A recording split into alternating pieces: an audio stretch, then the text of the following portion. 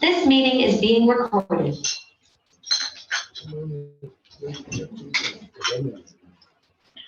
All right, good morning, everybody. We are now on to the third discussion document, CJCM Strategic Perspectives to Accelerate and Deepen the Just Transition.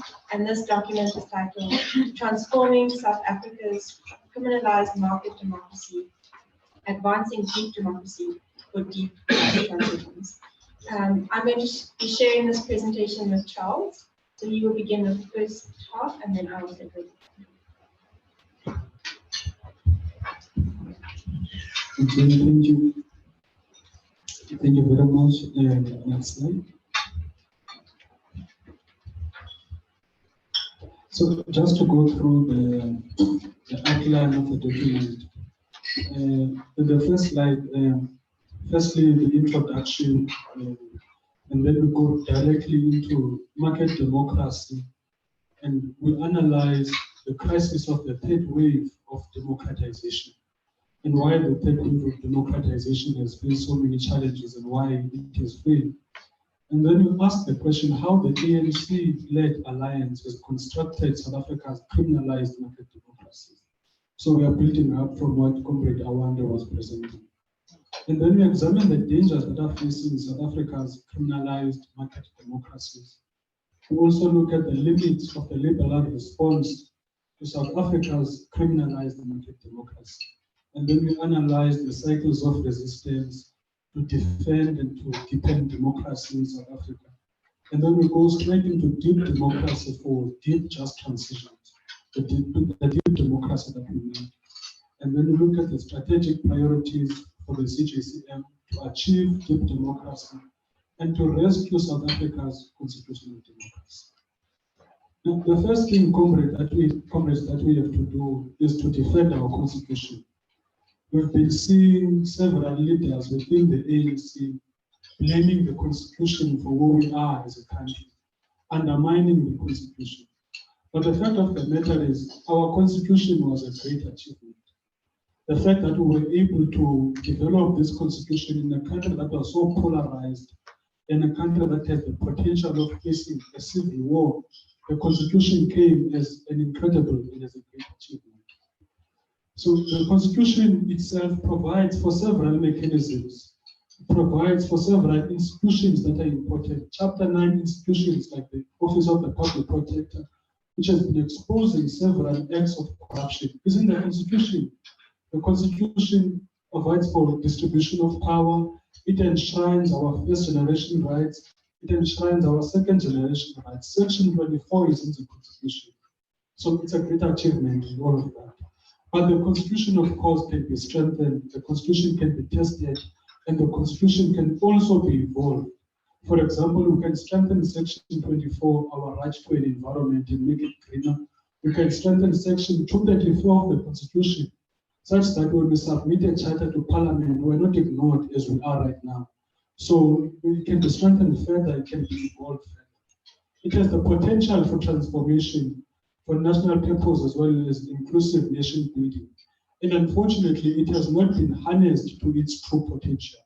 There's always this argument by ANC apologists that the ANC has been, the constitution has been a stumbling block to build to nation building, just been a stumbling block to transformation. But that is not the case because the constitution has not been tested to its true potential. In fact, even in land reform, the constitution has not been tested to its true potential. So only elements of our constitution have been realized. That means it's unfinished, it's questionable, and it's facing a great reversal if we do not stand up to defend it. I remember a book by Professor Adam Habib, South Africa's Suspended Revolution. It speaks to this. Now, the constitution is threatened by shallow and weak market democracy. Now, the fact that we have failed to build a constitutional state and a politically conscious public undermines our constitution. The fact that we have focused on a market democracy undermines our constitution. Also, shallow Afro-neoliberal market democracy that has produced tenderpreneurs, which are now acting like a mafia cartel, threatening anyone who stands in their path. So all of these things are threatening the constitution. Like I said, it has never been a stumbling block to a transformative role for the state and for society. So the deep democracy approach of the climate justice charter movement defends the constitutional democratic project, which is currently unfinished.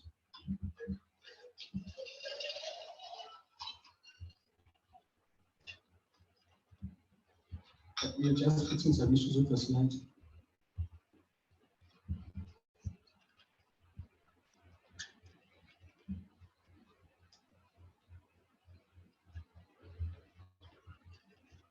So the introduction of the document defends our constitutional democracy and calls on all of us to be part of defending the constitution, as well as defending South Africa's unfinished constitutional democracy project.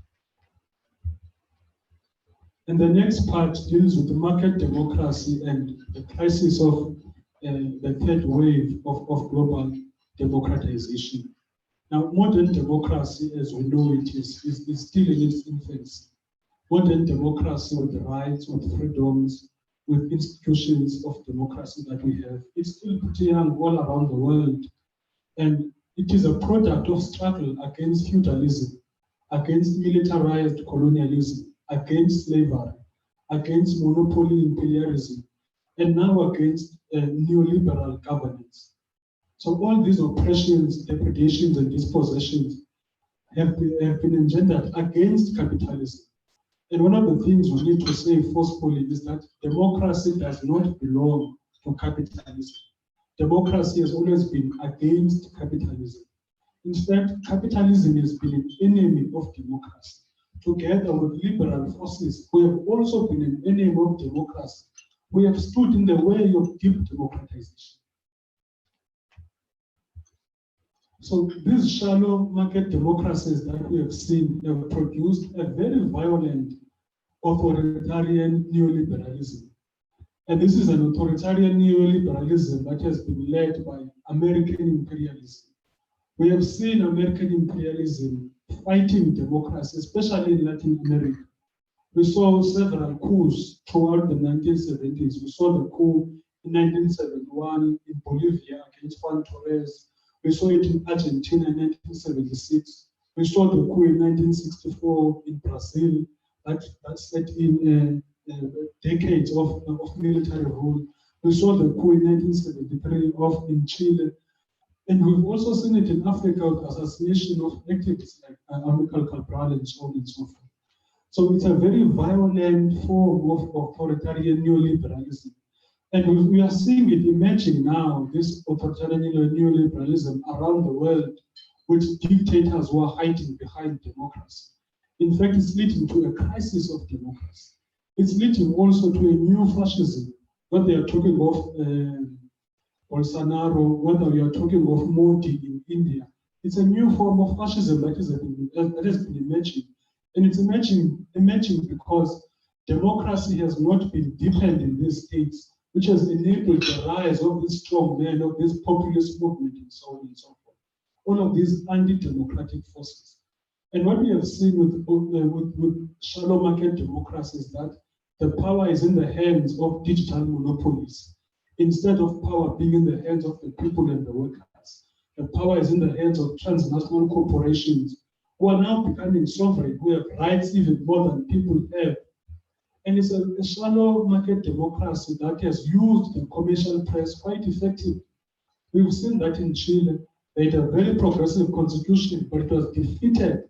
There was an onslaught, whether talking about the New York Times, CNN, Washington Post, The Economist. All of them went to war against Chile's constitution, and it drove public opinion on the ground to such an extent that the constitutional process was not successful. And the left itself has made the cardinal mistake of not defending democracy. The left has more often than not surrendered democracy to neoliberals and to capitalism. We have to get democracy, we have to claim it back because, like I said, democracy does not belong to capitalism. Now, how did the ANC's led alliance construct South Africa's criminalized market democracies? Now I'm just going to summarize it, but in the paper goes deeper into each one of these points that have been raised in the slides. One, the ANC is globalizing South Africa on the terms of transnationalizing monopoly capital. By the time the ANC came into power, it accepted the globalized agenda, and we created a globalized economy.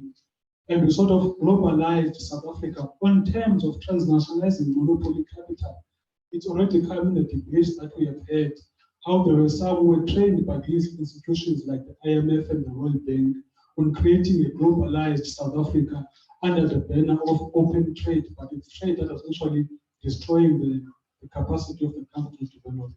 So the failure to construct a constitutional state, a deeply conscious constitutional state that is people-centered, it's been one of the biggest failures of the ANC. No wonder it results in such violent protests, because we have not created a consciousness where people can use the state and their rights to fight for what they believe in. Instead, they still feel that they have to resort to violence. So it's been a failure to construct a constitutional state. Also, the ANC-led alliance is disabled, independent, as well as a united labor movement. Many of the challenges that are being faced by the labor movement, which many comrades are aware of, emanate from the ANC itself and its inability to have an independent and a united labor movement. Also, at the ANC, what we have seen now is criminalized accumulation. We saw this criminalized accumulation, especially under COVID-19, with the stealing of funds that were meant to help communities. The stealing of food, for example, of food parcels and so on. As Awanda was saying, we saw a boom in expensive cars under lockdown and so on and so forth. And there's also a commission of inquiry with all its shortcomings, which has laid bare the picture of the ANC's criminalized accumulation. Also, it has been a very violent accumulation. We saw that with the assassination of Babita Dekoran on the 23rd of August, and the assassination of several comrades across the country. In fact, there have been assassinations in local government, assassinations of mayors, assassinations of municipal managers who have dared to fight against corruption, leading to a mafia state. So it's also an ecocidal accumulation. We've seen this with the assassination of Skosipe Khatebe. We've seen it with Fikile Njanga. So whenever communities refuse ecocidal logic and extractivism, the response has been violent. And this violence, we've seen it with one of these assassinations. There's also the failure to develop sufficient regulatory architecture for digitized transnational monopoly. We have not developed an adequate architecture for this. For example, Twitter and Facebook, it's very difficult to hold them to account for the hate speech that is being perpetuated in their platforms. It was difficult in July last year to hold Twitter accountable when so many of the looting was actually being organized on Twitter and Facebook. So we have failed to develop a sufficient regulatory architecture to deal with this digitized transnational monopoly. It's also a failure to constitutionalize South Africa's police and intelligence services. One of the points that came from our day's presentation was that we have the failure to develop an intelligence service that serves the people. Instead, we have seen an intelligence service that is politicized, that is factionalized within the ANC, leading to a disabled intelligence service that serves the narrow interest of whoever is in power at that time. Also, the factionalization and the polarization of public and commercial media. It is unfortunate that most of our media houses are within the very factions of the ANC. You can tell with some journalists what faction of the ANC this journalist belongs to. And that factionalization and that polarization undermines the important role that the media is supposed to play in educating the public, in speaking truth to power, in holding those in office accountable. So there are several dangers that are facing South Africa's criminalized market democracy. Chief among them, of course, is the crisis of social reproduction, the crisis that we've been talking about constantly. People are struggling to live, basically. It's difficult to be a South African.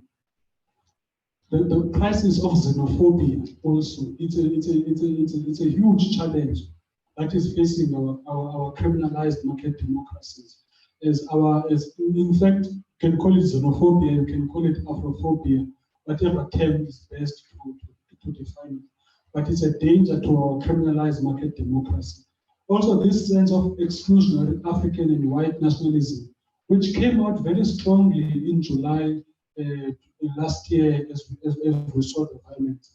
And if we do not deal with this, it has the potential to plunge this country into a racialized civil war.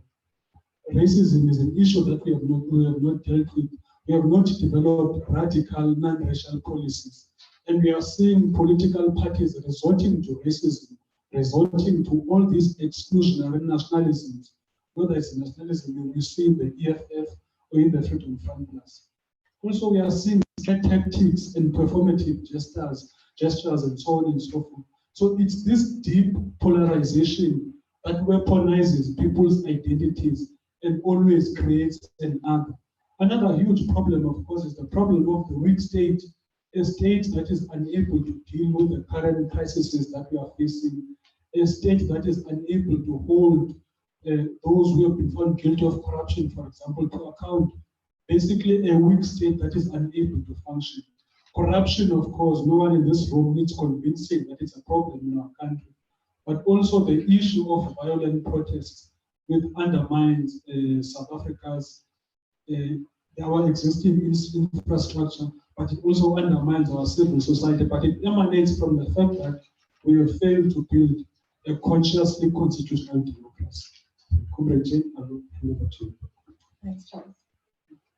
Okay, so Charles has outlined the problem in the crisis of South Africa's criminalized market democracy.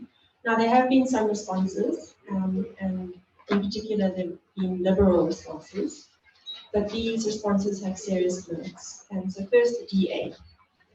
Their response is problematic because its whiteness and white control has limited growth in the institutional political system. Its main strategy is to court the Afro-neoliberal faction in the ANC, and it's incapable of representing credible alternatives that win the confidence of the vast majority of the people. In its response to South Africa's criminalized market democracy, all the DA has done is to exploit lapses in legality and throw the constitution at the ANC. This is limited because it doesn't address the conditions that underlie the criminalized market democracy, and it doesn't speak to the majority who is excluded by market democracy. In addition, the DA has a greenwash approach to the climate crisis, and its economic policy ideas are centered on a globalized economy. The second liberal response is the One SA movement by Lucy Manani. They are gambling on black disaffection from the ANC, and their strategy is about broader representation within a criminalized market democracy, not about transforming it.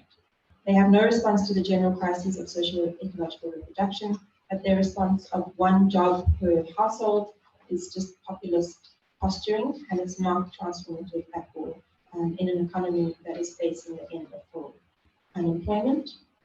And then the third response that we talk about in this paper is AKF's Liberal Defend Democracy campaign. And there are four problematic premises.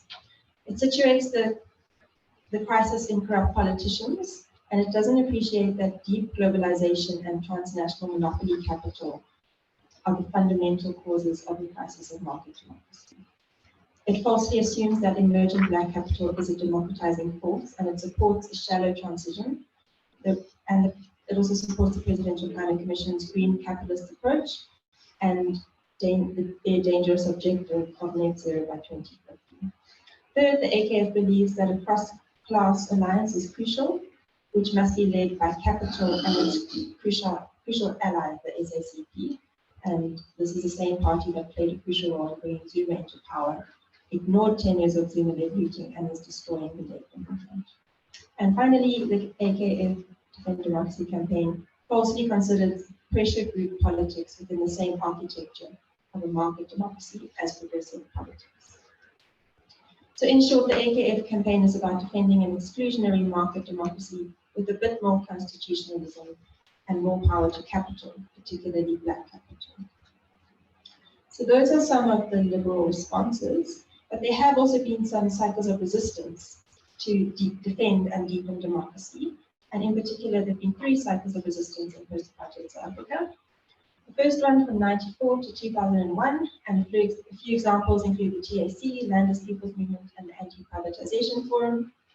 Second, 2005 to 2018, included Abuhlali, Amadiba Crisis Committee, Solidarity Economy Network, Sampa Gender Justice, the Marikana Strike Committee, Bukani Sidikwe, United Front, Zuma Must Go, Save South Africa, Life Optical, SAPSI, and Peace Must Fall.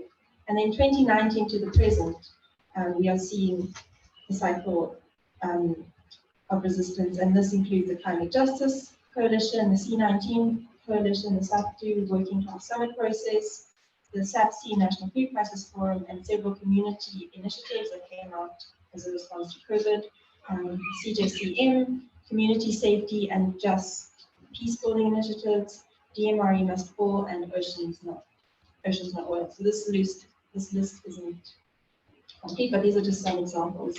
And in each of these cycles, we are seeing social forces claiming rights, inventing transformative politics, and asserting a new democratic imaginary for social change.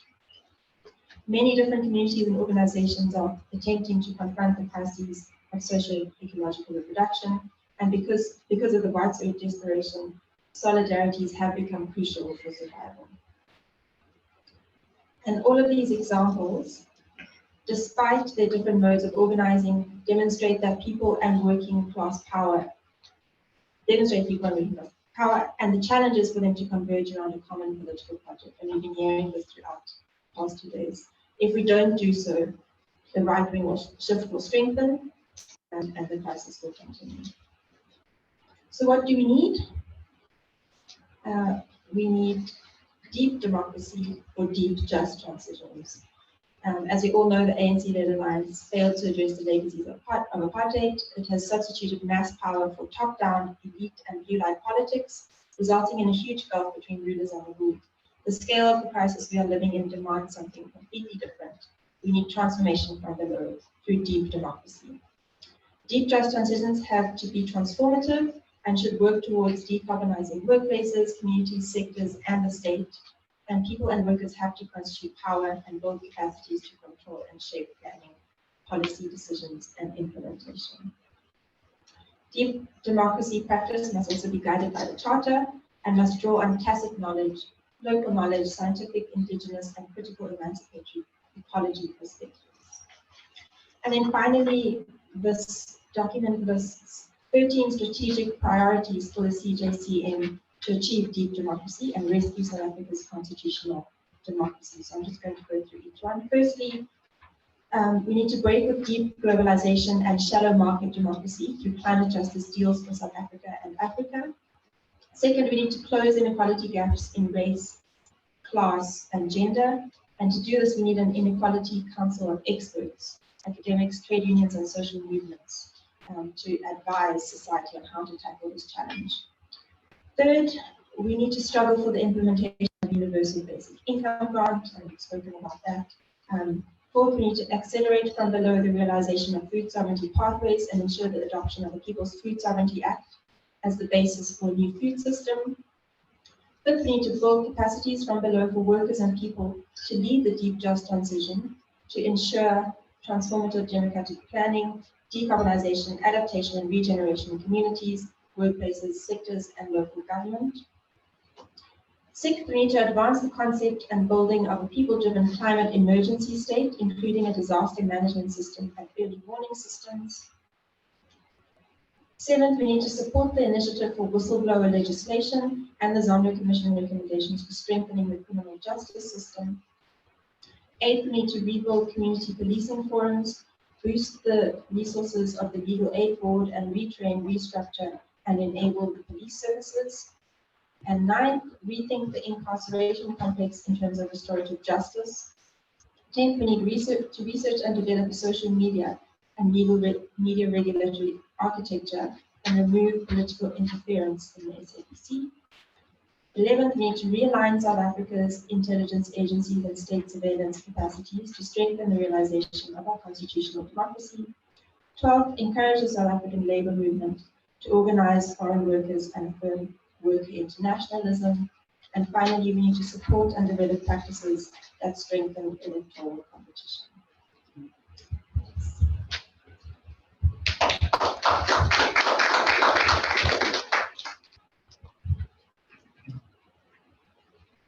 Comments? Questions? I think they can hear me from you, it's fine. We need the people online to. Oh, yes. No, I think it's fundamentally a strong document with a lot of relevance. It's clearly you can see that deep thought went into it, but for me the actual answers are in the 13 action points to go forward, because it summarizes the necessity to build the CJCM, but also as a pathway, because this is Bishop's famous words. Let's build pathways. So if we don't do anything else and we concentrate on the 13 imperatives, I think we have a clear strategy to vote for unity and to vote for progress.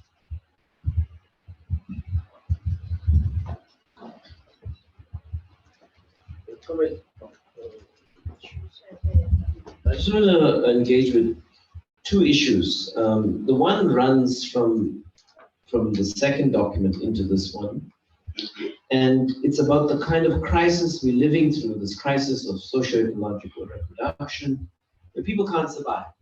They're not earning incomes, they can't put food on the table, they can't get clean water, etc. Now this crisis, comrades, the dangers that you alluded to, Charles, I just want to amplify it a little bit more. This crisis can go horribly to the right.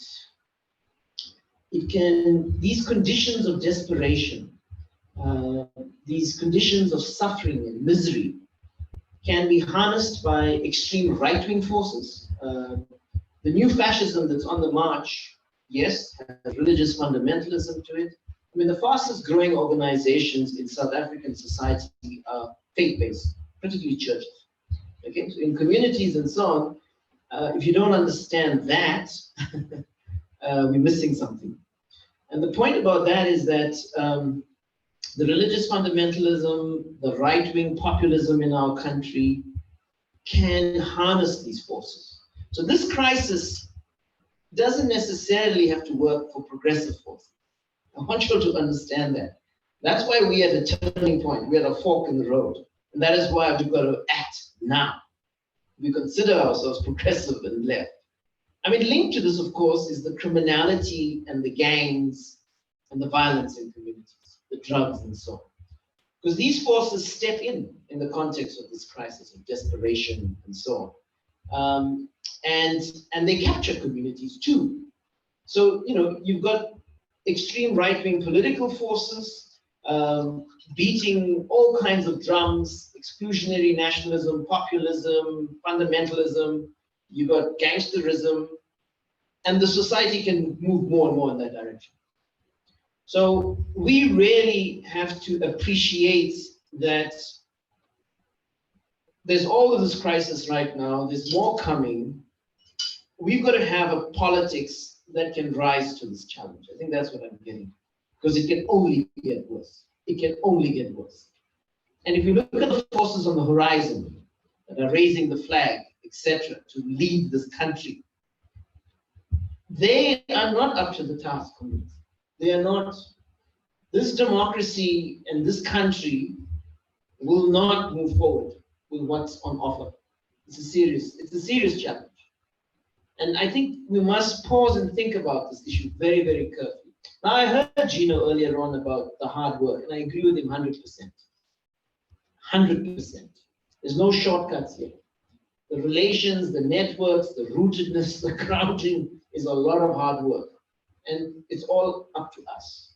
We've got to collectively own this project and this process. Okay, but that's what has to happen if a counter has to come to the fore. And we'll talk about it even at the end when we present a sort of program of action. The second point, very quickly, is the role of the labor movement. This document recognizes the labor movement in this country historically as a democratizing force. playing a very, very important role in delivering many rights that have been enshrined in our constitution that form the basis of our social political order. Unions are very, very crucial also for the deep, just transition. Now, the union movement is in crisis. It's been fragmenting, and these documents allude to various conditions and dynamics that are fed into that crisis. Part of it also through the sort of making of themselves. I mean, union investment companies, etc., have been caught up in the circuits of enrichment and so on, losing worker control and so on.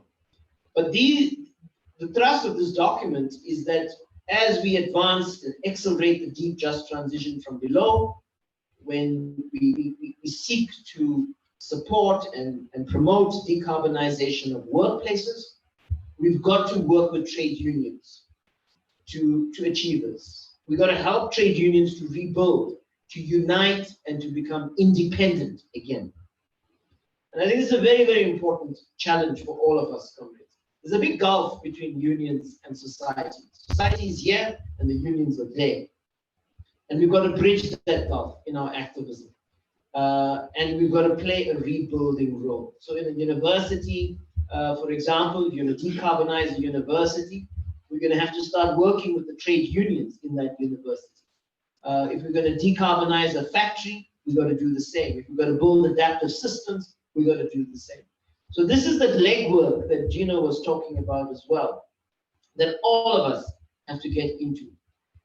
If we don't march together with the labor movement and contribute to its renewal as independent, as worker controlled, as a progressive force in society, this is a dead-end project. It's not going to get off the starting blocks. So I just want to emphasize that. Thanks, Bishop. I would just pick up from what you're raising. I think linked to it is to actually engage with workers in factories themselves. The whole idea of getting to zero waste in production is something that workers can buy into and be fully involved in looking at what do they do at the workplace. We need to have concrete and tangible things we do. But that brings me to a big question. What do we want in this country? What do we want with this just transition? This democratic transition that we're talking about. Do we want to be workers? Do we want to be owners? Or do we want to be worker owners? This should sound familiar to you. I raised this with the Alliance a number of years back. And I think if we don't answer that question, and we don't actually ensure that we engage with the people, everybody wants a job. And this whole idea of, we must create jobs is a bit crazy because, we don't give people the tools to create the jobs. Now that's the one part. The second part is, it's okay to talk about labor rights, but it's not only labor rights. Labor rights are protected in the Constitution, protected in the acts that we've got.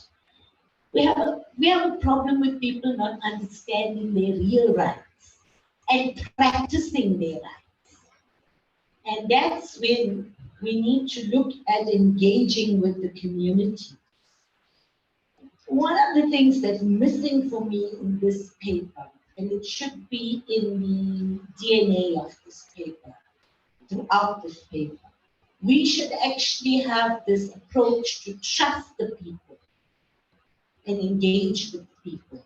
I get a sense in some of it, because we're talking about criminality and capital and the market, we tend not to think that ordinary people have ideas and can do something.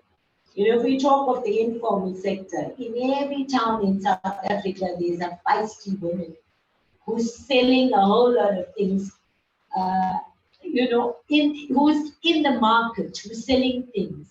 And this woman has put her kids and her grandkids through university.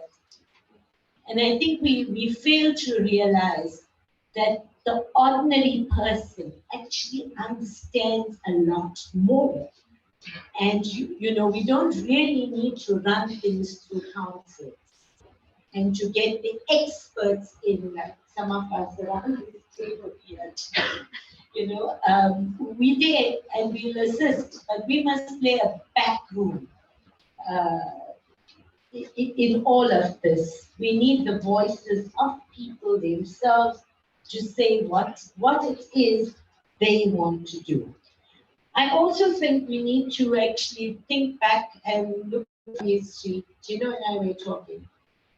In the 70s, you know, there was a change. The Vienna and Brigade Commissions basically began to talk about unions in the country, and that's how you got the emergence of the Black Trade Union. So you've got to engage at some stage. In the 80s, you had the 1980 school boycotts, and from that, a whole lot of activists came out because they were interested. Now we're missing moments in time. We talk of very nice breakdown, okay? 94 to 2001, 2005 to 2018. There are moments in it that you're actually not pulling and organizing and getting something done. And more important, besides the workers, the student movement's really important. Getting the people at universities, very important. Thank you. Am I next, Jeff? Yes. Yeah, okay, thanks. I think that's Michelle. Thanks, team. So I just wanted to, it kind of echoes a bit of what Vish was saying and a little bit of one of the points Corona made, that at least in where I'm sitting and in the educational sector and having both university students, but also being involved in union education at the university for the last 14 years, we've taken democracy for granted. We think it's always going to be there. I mean, part of what's happened with the rise of the populist right and the politics of hate, it has been the capturing of the democracy. So people often think that democracy is something not good anymore. And I'm often very surprised, not just by my students' lack of understanding of what democracy is and their, like you said, their rights and their constitutional spaces, but even labor's. And so, I mean, Vish, you know this very well because you've been teaching in these programs as well, that the role and importance of rights and the Constitution, people just think it's something that's, you know, there and that they can demand from, but not that we actually create the space and our roles in creating that. So I was really excited to see your points 5 and 6, 8.5 and 8.6 in the document. But I think I don't know, maybe just where I come from, I think we need to even strengthen it in terms of when we say building capacities. I think we all would have to learn how to be Democrats. I mean, you know, this might be a politically charged comment, but one of the things that Hugo Chavez did in Venezuela when he first came to power was basically teach people the Constitution. They put it everywhere. It was on all the staple foods, on rice, on everything. And then when there was the attempted coup, people had their Constitution. I'm like, no, our Constitution doesn't allow this. And they stormed the palace with their Constitution, those little books, which we used to see around South Africa. You never can find them anymore. And most people, I'm at university, most people have never read the Constitution. Even labor, even those who are arguing around the land issue, they haven't actually read the land clause. And so, you know, that was Chavez's, I mean, and it's quite sad. He was deeply democratic in those ways, and he never gets seen as that. But we haven't done that. And there was a wonderful article by a unionist a few years ago, basically saying, you know, labor has been contingent Democrats. There was never a democratizing project within the labor movement, but I think within society at large, that we haven't had deep democratic training. And a lot of the stuff here requires it. So I think that's worth highlighting and adding to is, you know, how do we, in all these different spaces, but how do we also engage democratically? Thanks.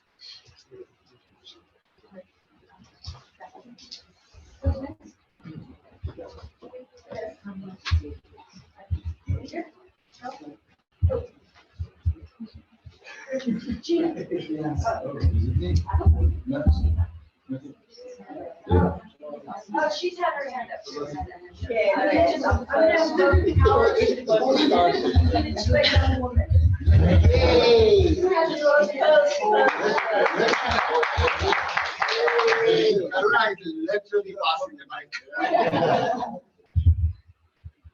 So I just wanted to say from the student side, like when we're trying to lead these goals and trying to implement them within our universities or within our communities, I think these points in Section 8 really help in the sense of defining properly our long-term goals, and then what we can do for going from there is sort of break them down into specific, like more specific tasks or short-term goals, and that sort of helps us keep up with the time frame of our progress throughout the years. You know, it's like if we have to break down any one of these points into shorter goals and be like, okay, we want to achieve this in the next 6 months or the next year or so, that sort of really helps us see how we're doing as a subcommittee or under CJCM and how we're pushing forward with it. So that's it. Thank you. Who's next?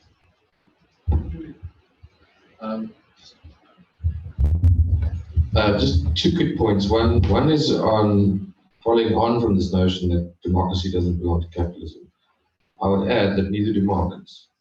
Now, markets go back into antiquity. They actually precede capitalism by 10,000 years, if you want to call it that.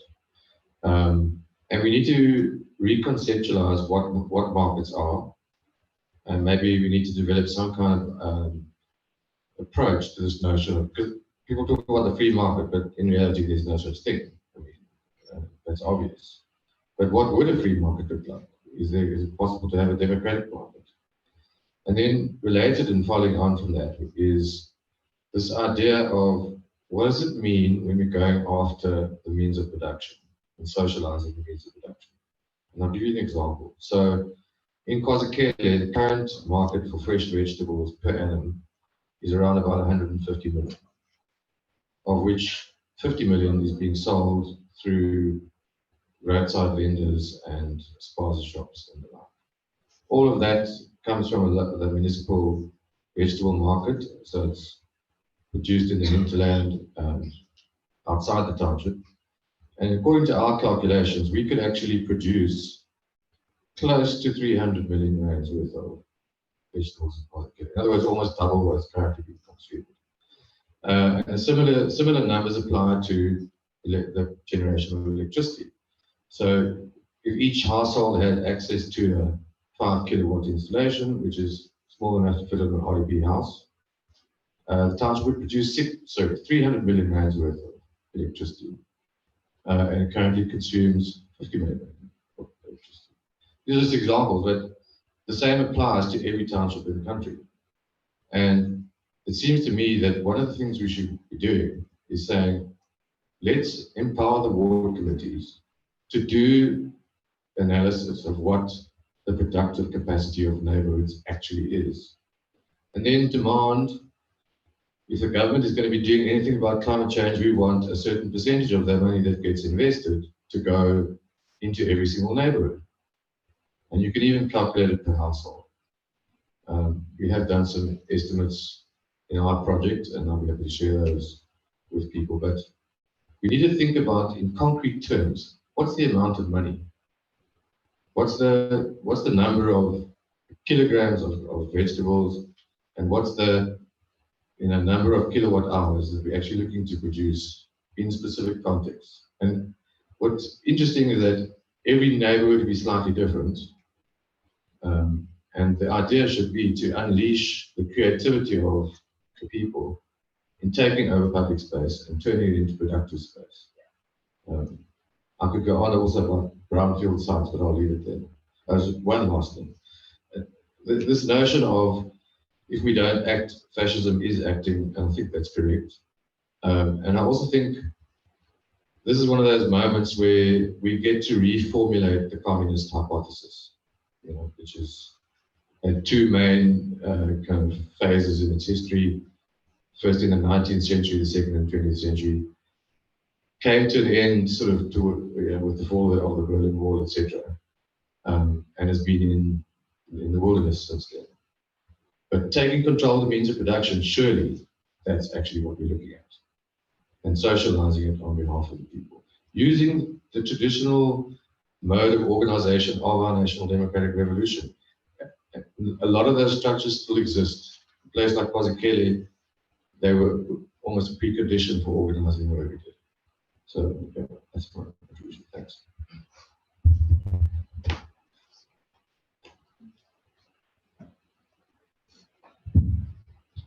Yeah, I mean, it's really fascinating. I wish we could just follow the trend and see where there are these kinds of, what you would call hotspots, when people are actually doing things, and whether others could learn from it. I just want to speak about the issue of workers' democracy.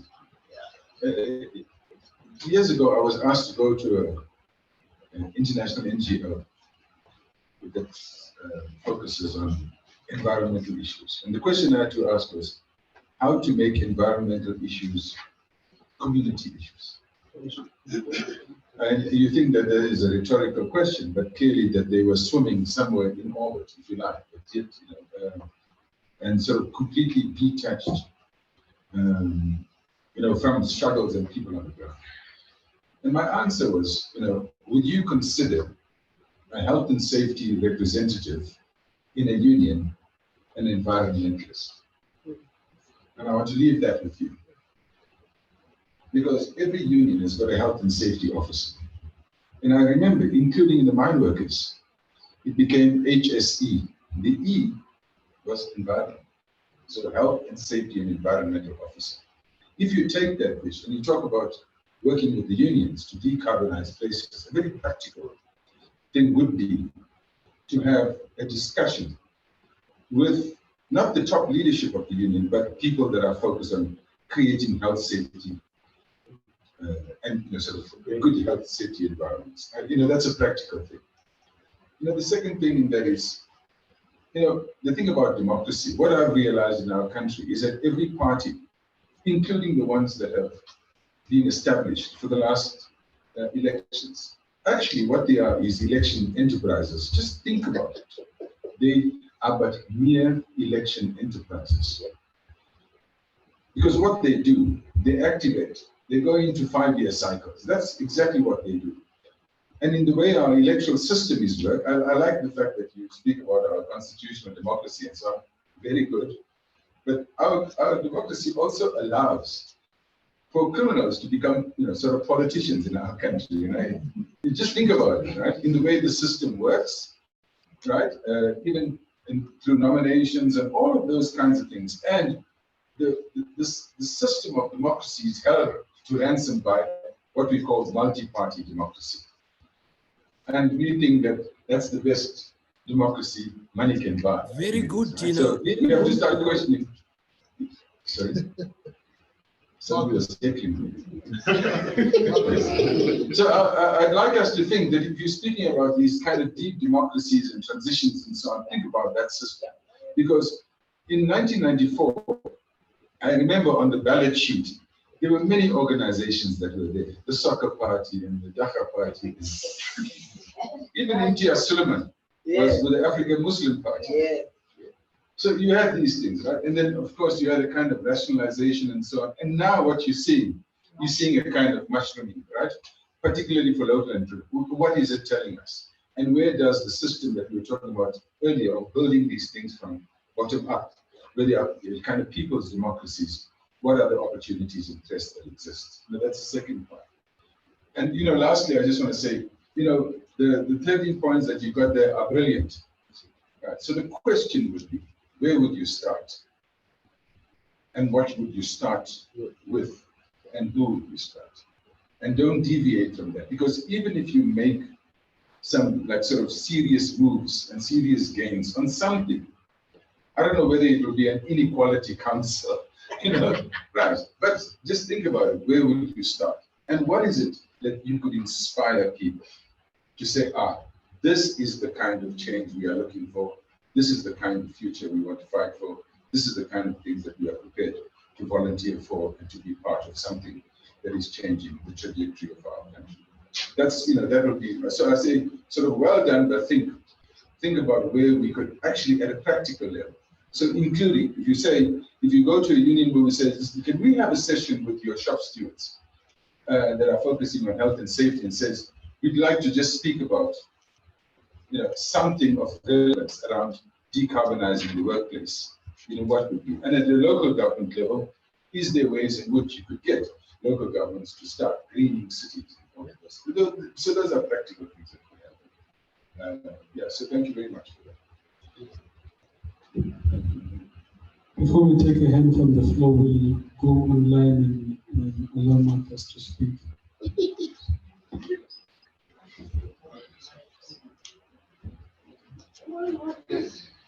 Marcus, please unmute. Hi. Hi, Marcus. Hi, Marcus. Please unmute, comrade.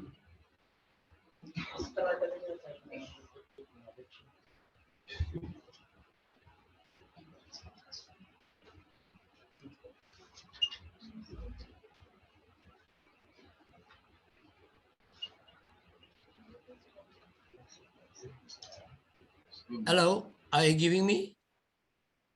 Yes, you can hear you. Sorry, I can't hear. We can hear you.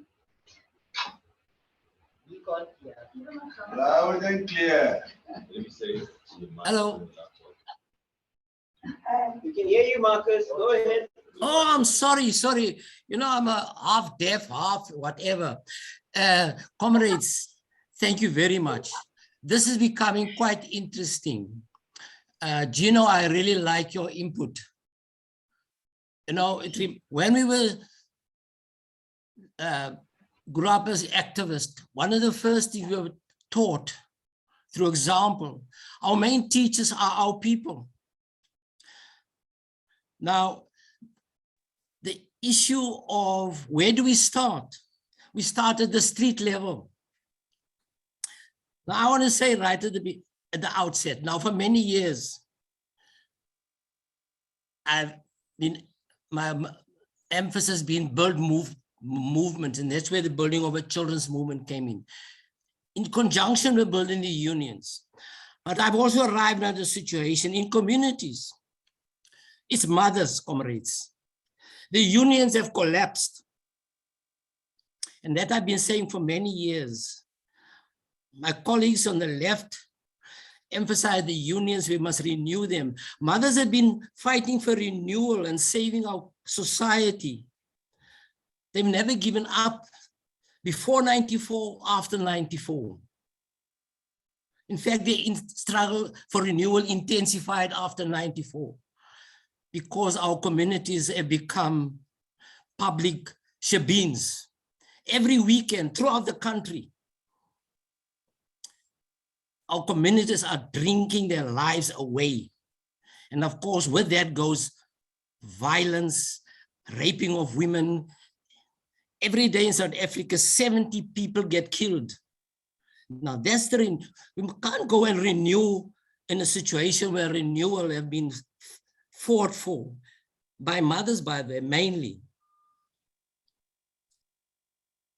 Now, and the influence of alcohol. And in fact, the main male drug, by the way, is alcohol, not marijuana. And we never say a word about it. Now, when we say peace, when mothers want peace, we must listen to them because they say all these other things mean nothing if you don't have peace. Because the gangsterism, they control the homes. The children tell us, my father and my brother eat the meat out of the pot, especially over weekends when they're intoxicated. And then, of course, they fuck up my mother. Now, the issue of mobilizing communities, because, by the way, even in Marxism, the three things that keeps capitalism in place is wage labor, which is also disappearing. Only 20% of our labor movement, our labor force are in the unions.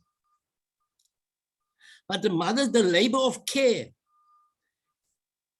is what really keeps our communities together now, because the rest has collapsed.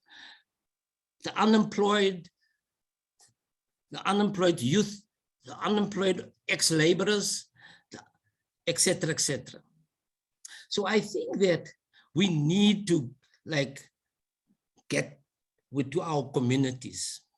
In fact, I always use the example, the ANC gained prominence because of the 100,000 volunteers that went out in communities before 1955 to create the Charter and the Congress of the People's Congress. It didn't happen like that. 100,000 volunteers, and I have been very fortunate. I stayed with some of them for many years. There's no other way. Let us go into the communities and hear what they're saying. They will say, start with the peace process here. There are thousands of kitchens, street kitchens across the country. Who sustains them? Very little from the state. My colleague Shana says we got over a few thousand from the city council. And then they want you to fill in forms. You must queue. They send inspectors to see whether you are in a clean clinic, etc., etc. So I say, what we're saying is that our mothers, they're the last in the trenches now. And like all of us agree, we are moving into a terrible state. Racism is very violent, what's the word, alive out there. I don't want to even speak about xenophobia. And then, of course, the violence on our own people, on themselves. They're not attacking capital. We are killing each other. So what I'm saying to my comrades and colleagues, yes, and that's why we are calling for a broad front. And we're going to keep on coming back because we are busy with that process now. We're working with almost 1,000 crashes now. And people say, but you're not working with workers. The workers have children. They need to be socialized, not taught. We always want to teach. Of course you can, but it must be through example. And I think that if we really want to be serious about this matter, in fact, here's my last point. Like Gino makes the point, especially in the informal settlement, people have been experiencing floods for many, many hundreds of years and fires in the informal settlement. We started disaster management groupings with children 30 years ago because mothers have experienced disaster management. The floods that we're talking about, they've experienced for many, many years. And what we need, and in fact, I spoke to Vish a few weeks ago about this matter of we need to, one of the things where we need to start is just a very basic disaster management system in which the children can be have been involved. 30 years ago when we started disaster management groups, the first thing we told them is that deal with fires, have sand ready. Now you may laugh at that, and of course you can, of course. But if you're in a fire situation, the best fires is not water. When the shack is burning, it's sand. The people taught us that. Thank you very much. Thank you, Comrade Fish, Comrade Imran, Comrade Fish. So, comrades, this is such a vibrant and exciting conversation, and it's really a healthy debate which we must encourage. This is the culture we must build in the CJCM because these are big questions. These are difficult challenges that we are facing. So I just want to make a contribution in the spirit of enhancing debate. So Comrade Marcus, I mean, I think it's important that we don't make the choices either or, communities versus workplaces. Communities and workplaces are connected. Yes, yes. Now, if you look at coal mining in South Africa, there's just over 80,000 workers in coal mining in this country. There are numerous communities with probably a few million people around these coal mines. We cannot ignore these workers.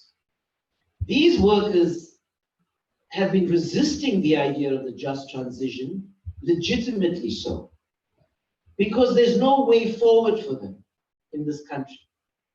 Okay, the government has failed, it's useless. Okay, so these workers are digging in their heels. So we need to be able to go into these workplaces, into these relationships with coal miners, coal unions, etc., and do our work. We can start with this tool, comrades.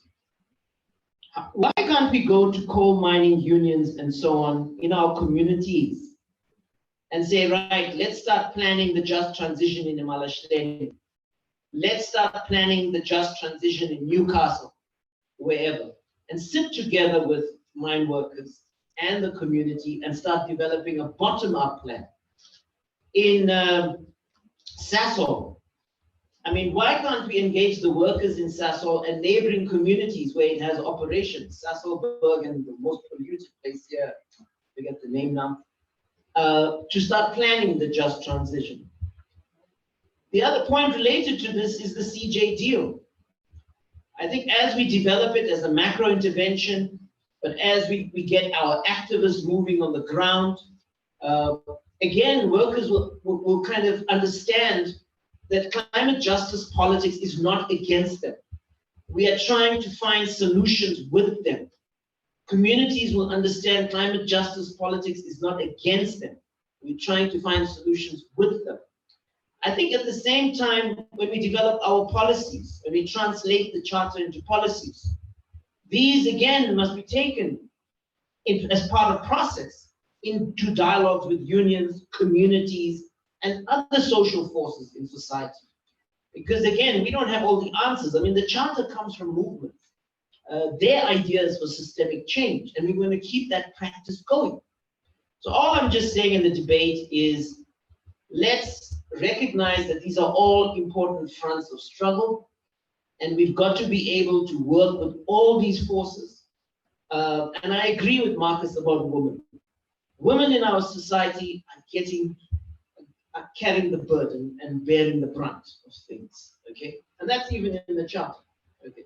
But I think this unity politics and building a mass base in society means we're going to have to think workplace, community, and beyond.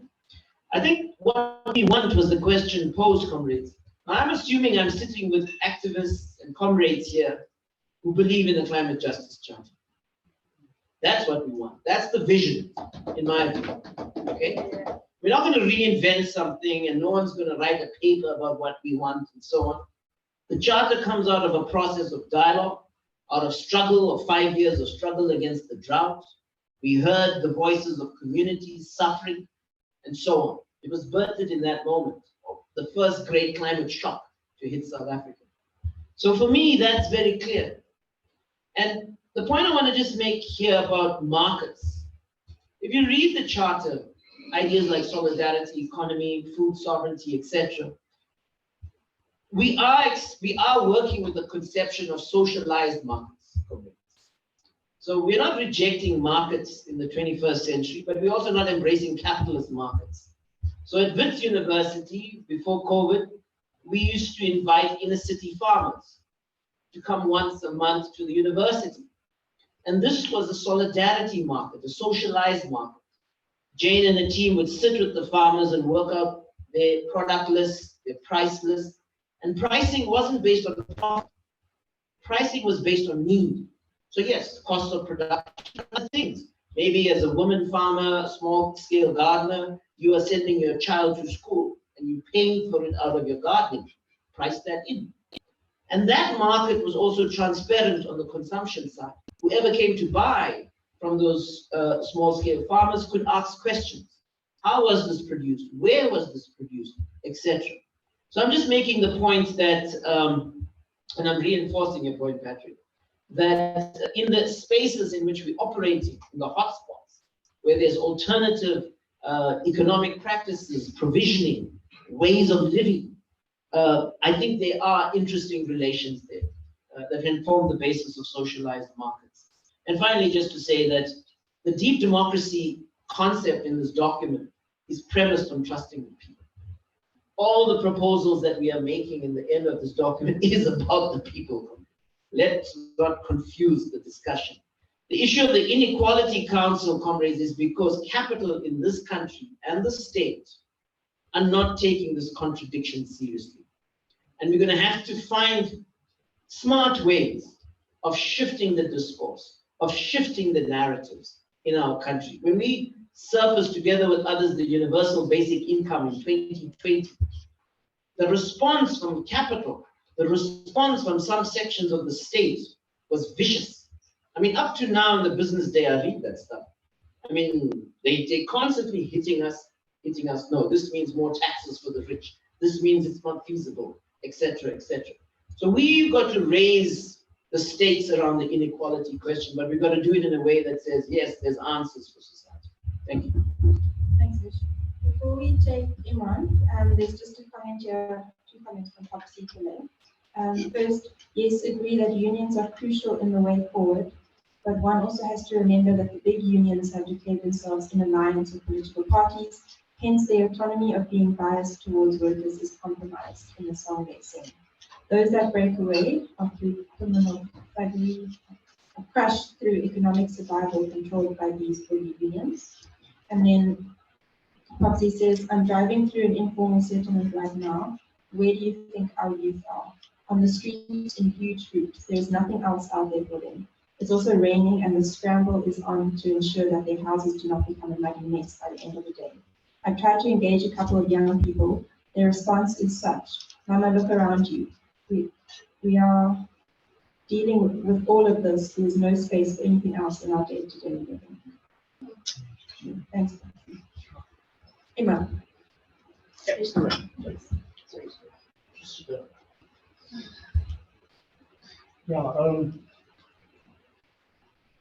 the concept. Okay, the concept deep democracy. I've only recently became familiar with it through a project I did with the Institute for Security Studies. And I think we need to really delve into the deep democracy to understand that it's listening to the consenting voices and then also listening to the dissenting voices. So it's finding reason within the dissenting voice that will inform the actual outcome and implementation. So what we have in a majority democracy, as defined in the Constitution, is that it's a winner takes all, and if there's a 50% plus or 66% plus, it carries the day. And this is where the danger is, and the need for the deep democracy so that the dissenting voice is also heard. And the dissenting voice is the majority voice, but it's not represented in the political arena. So we need to articulate the dissenting voice, which is our voice, the voice of the Climate Justice Charter, the voice of communities, the voice of the poor and the working class, which are not being translated into the policies that are implemented by the powers that be, especially where they are at the best of market monopolies. I want to give an example, and Rashida will vouch for this. In our townships and in townships throughout the country, the pension payout points was the most vibrant social marketplace. And in 2013, with cash paymaster services and the corruption that the previous Minister of Home Affairs indulged in, they took the pension payout points away from the civic centers and made it and gave it to ShopRite and Pick n Pay. And they destroyed the community markets around pension payout points. And if you look at that, the consequence of that is that probably 50% of our informal traders that traded at least 5 to 6 days a month became totally unable to sustain themselves. This markets actually sustain the whole of our informal economy. So that's another point that I wanted to emphasize is that we need to take back our markets as well. We need to take back the spaces. We need to resist the takeover of what was our socialized markets as communication mentioned.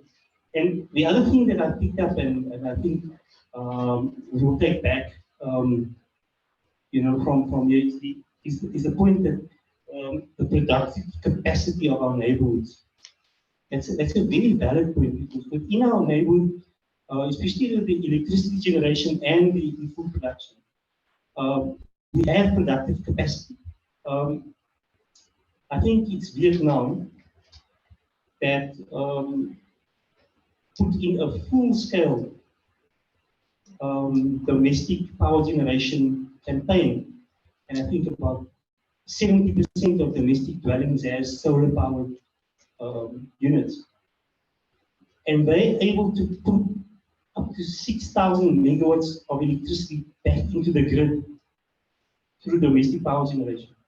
So the solutions are there through neighborhood capacities through markets, through production, through solidarity economy, taking back, and these are very valuable instruments towards the towards the climate justice objectives, because if we're taking so much of the power generation and making communities self-reliant and resilient, to especially load shedding that we're suffering from right now, we can really be this force in the energy production sector and in the food sovereignty sector. And the issue around the constitution, and I think that is a very valid point, is that we are not living our constitution. We are not living and developing our constitution to the extent that it becomes a living document within, a living force within our communities. And from the perspective of the Children's Right to Food campaign, a child going hungry is a violation of that child's constitutional rights. A homeless person forced to sleep on the street is a violation of that homeless person's rights, constitutional rights. Suffering and lack of access to health care and people dying like we died of COVID, like we dying of TB, like we dying of drug addiction, and it's a disease, like we dying of all these social illnesses. Every victim that dies because of lack of adequate resources is a violation of that person's constitutional rights. So we need to love the Constitution and understand that all those atrocities against our people and our poor is a violation of the Constitution. And once we can make the Constitution that living document, where those suffering most understand the constitutional rights, we can bring about this change, and it will be so much easier for us to convince those that they need to embrace the climate justice charter through the rights enshrined in the Constitution.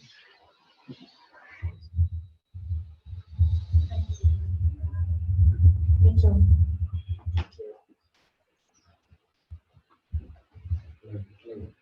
Hello everyone. I apologize for speaking way too fast or passionately. I have had too much coffee and my anxiety is through the roof. So for those of you who don't know me, I am from Sharp and we are a loose grouping of some podunk eco-socialists struggling with the same questions of participatory praxis that we are dealing with here today. And there's two thoughts that occurred to me while we've been chatting. The way we seem to be speaking of the political rights deployment of religious attitudes makes it seem kind of dirty and not in the same realm as leftist politics and the claim to superior rational faculties that the left seems to want to put out there. Why do we shy away from spirited language when it seems the hope we carry in the face of rapidly worsening climate collapses is a disciple of the faith we all hold in the world, which constitutes us? Are we not sitting here developing the doctrine of critical climate justice, which we seek to evangelize? Why do we center still this like highly academic Marxist language in all of our analyses of the world? Scientific Marxism and its infinite tendency towards analysis can quickly dilute the spirited content that is necessary to nurture an environmental consciousness amongst everyday people. Faith, to me, has generally been a stranger until recently when I witnessed the divinity, when I saw the face of the closest thing I could call God, when I just sat and ecologically and aesthetically appreciated a tree.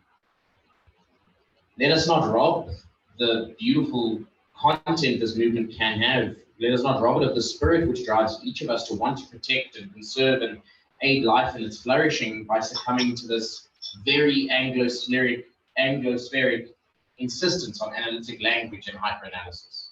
And even though analysis is important, let us remember that there is a soul, there is a world spirit that drives each of us forward and has us here today. And I would go so far as to argue that this movement requires some kind of spiritual or metaphysical content drawn from the relationship that we have with the land and the ancestral spirits which comprise it. We can also simultaneously hold each of our individual religious identities alongside a much needed and galvanizing eco-spiritual identity. And this language of love and spirit is completely absent in these documents that we are developing and working on. The second thing I'd like to say, and I speak from my position, but I know that this position is not unique amongst young people. I do not dream of labor. Most of us don't. We dream of co-creation and co-living and a slow life lived in flourishing communities amongst the trees and the bees, in moments where the air is filled with laughter and music and the love is palpable to all participants who co-create that society. And I simply ask that we dream beyond these old dichotomies of workers and owners and worker owners. Those are insufficient to deal with a hyper-connected world as we find ourselves in today. Yeah, thanks.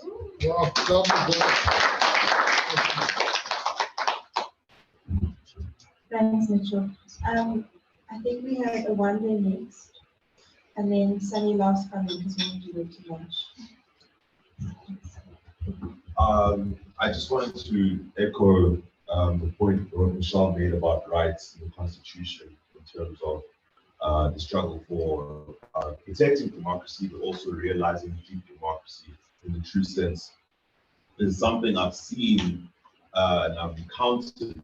I encountered amongst older people who were old enough to live under apartheid, you know what that's like, and live in the now, who constantly blame human rights for all the failings. I don't know if anyone had made this point before, but it's just something which, you know, I get it from family members, older people.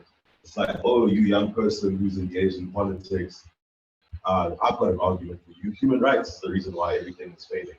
And I think, like, for me, that's so jarring for people who live with no rights to say human rights should be removed. That for me shows like where we are right now in terms of how people feel about democracy, how people feel about this society. I think South Africa, sometimes there's an arrogance that because we fought this great tyranny and we are across and we're here now, whatever we do will be fine.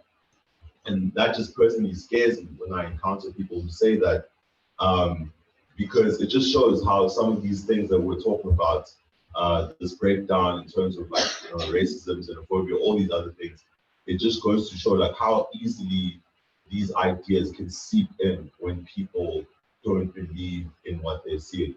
And that's what that point that Michelle made. I remember when I was a child, the Constitution was everywhere.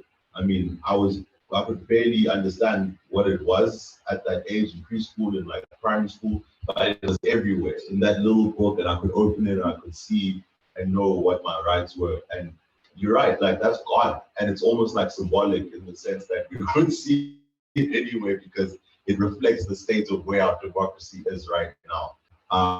So I think that's something we really have to contend with, in that, you know, I mean, even following what Mitchell was saying right now, is that in this room, you're moving with that spirit, but the reality is also that this is where people are.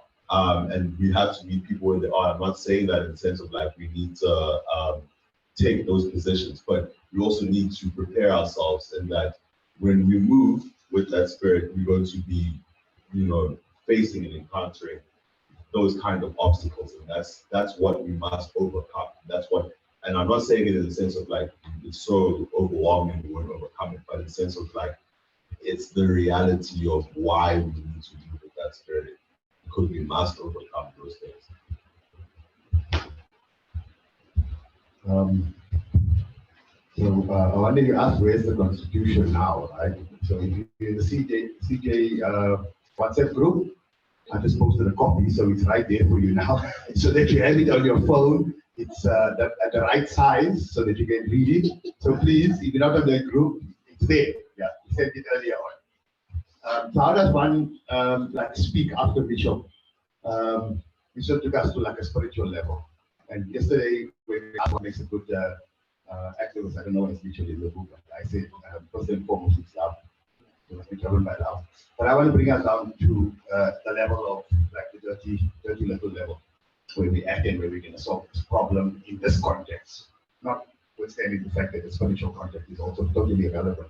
And I remind people that we won the case against Shell at the Wild Coast because the court re-emphasized the spiritual level and our relationship with the ocean, what the comrade was speaking about yesterday. But I got a quiz for you. I'll give you 3 names and you tell me what's common in there. Johnny Copeland, Cyril Ramaphosa, and Graham Natasha. What's the commonality between those 3 names? Sorry? Oil and gas. Oil and gas. Fish. Nothing. Anyone here? Criminality. All of those nice things, but I give you that context, right? Johnny Copeland is the CEO of a tourism company, Tokasan, Impact Oil and Gas. The people who are wanting the terminal at Richards Bay to go ahead, and it's going to be meeting. Cyril Ramaphosa, let's leave aside the fact that he's the president, he's a coal baron, built his fortune on Shanduka, and when he's ousted in the in the election soon to come, or in the next election, then he'll go back to that. And Graham and Tasha, the fossil fuel, right? But let me tell you, what's common with all of them is the fact that they're all unionists, or were unionists, and power former, right? If you look at his Wikipedia page, it says they're Communist Party unionists. Today, updated recently. So yeah, former unionists. So my input is a caution that when we talk about, and I believe that the just transition and the future and the cancellation of the debt must be centered around workers' formations and their involvement, and they're central to any solution. But when we talk about that, we need to realize who are we talking about in the union, because just like politics, the unions are seen as a fast track to extractivism and wealth. So we need to be knowing who we deal with in the unions. So we must be talking to the worker formations and the shop stewards who have a sense of spirituality and love, who have this kind of formation and thinking about breakthroughs. Because we mustn't just assume that if you have the label of unionist or union leader, that you are automatically a moral, upright and just individual. So our work at the union movement, when we're engaging with those unions, is to be finding the right people that we are proud of to be sitting next to. I said at a couple of meetings where the speakers are going to be giving keynote addresses. And then I realized, okay, this person that's about to give a keynote address is also the head of the Alex Mafia. You can work out the name yourselves, right? And now, Avatakala Foundation's keynote address speaker, I got the invitation, is going to be Vali Musa, right? Now, when we talk about it, I'm not focusing on individuals, but I'm saying how can we talk about leadership and quality and integrity when the Hitachi deal at Eskom and Chancellor House's involvement in it, and the person was the CEO or the chairperson of Eskom at the time. So we must be able to call out those inaccuracies and inconsistencies. So and we must do that when we talk to the unions as well, because just the label or the tag of unionist or union leader is not an automatic ticket to integrity. Thank you, Sonny. Yeah, I'm not going to say much. I think we've had some amazing, powerful inputs. Patrick, is it very short? Just a quick dive for Marxist analysis. I think we really need to actually use Marx. And I can give you some really but it's not enough to be. It's not enough facing the crisis that we face. We actually do need Marxist analysis. And I want to encourage people to engage with the text. So I can give, I'm available to give people reading to fill. Thanks, Patrick. Thanks, Patrick, and thank you everybody for all your input. Karuna, I just want to raise one point, and you know, we're talking about a movement, and there is going to be vast differences in the movement.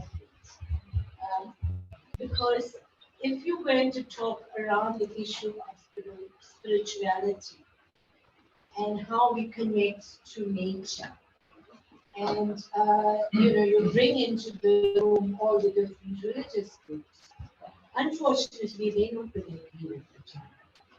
Now, I belong to an interfaith group, and I promise you, my Muslim friends in the group tell me they have problems with the Maulanas,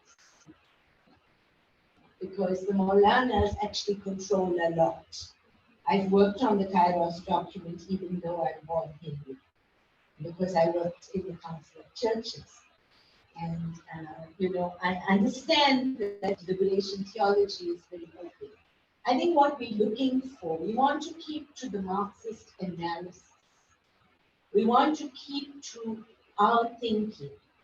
And we want to be able to unite everybody.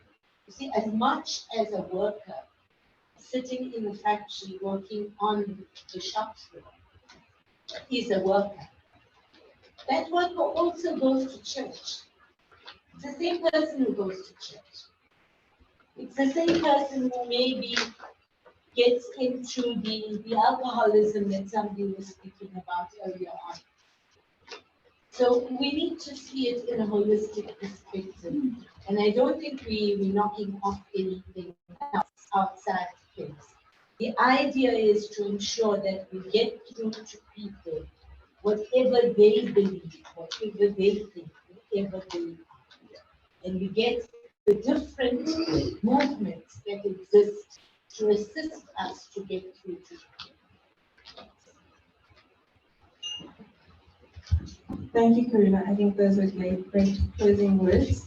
With that, I think we'll break for lunch. We are a little bit over time, so I think we can still come back at 2. So 45 minutes for lunch. Please go down to eat your lunch at 2 o'clock. Thank